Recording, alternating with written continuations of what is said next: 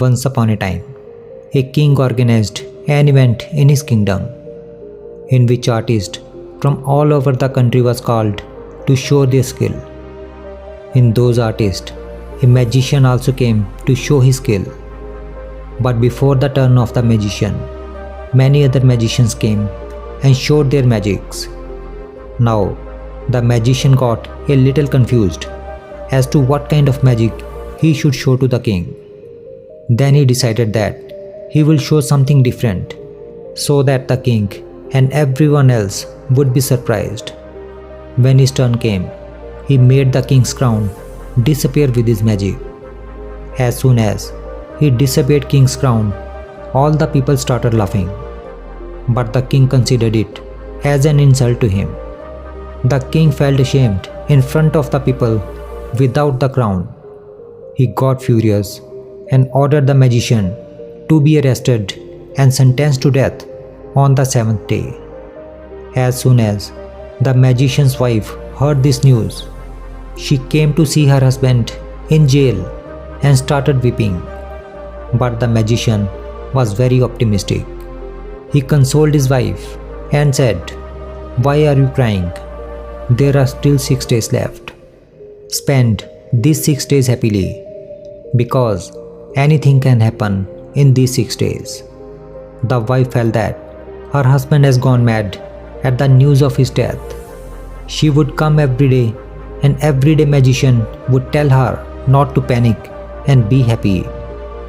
Eventually, the day of the death penalty came. The magician became sad and started crying. When the king asked him the reason for his crying, the magician said, "Your Majesty, I am not afraid of death, because after all, one day everyone has to die.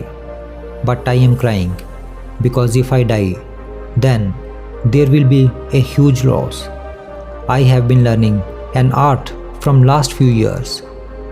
I was teaching my horse to fly for the last 2 years, and in the next 1 year, my horse would have learned to fly.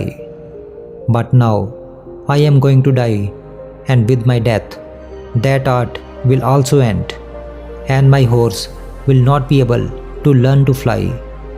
That's why I am crying."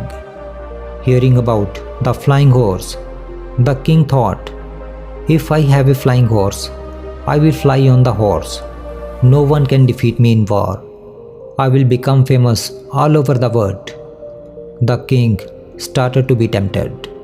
The king immediately said to the magician, "I can give you 1 more year, but you will have to give that flying horse to me."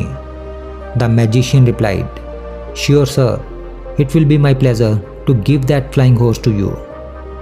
The king said, "If that horse could fly, then I will free you and give you a reward too. But if that horse could not fly, then I will hang you to death." The magician agreed and happily returned home. There was an atmosphere of mourning in the magician's house, and everyone was thinking that by now the magician must have been died. But everyone was surprised to see the magician alive. The magician told the whole thing to his family.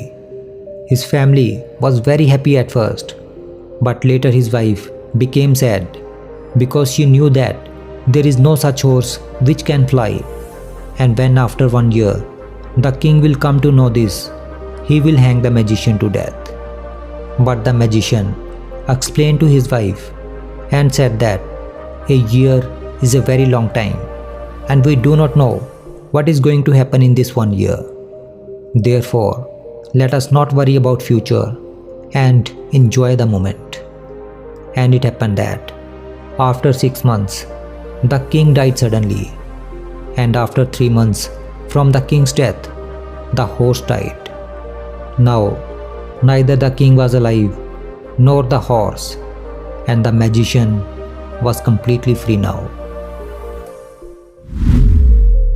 Now, there are 2 life lessons we can learn from this story.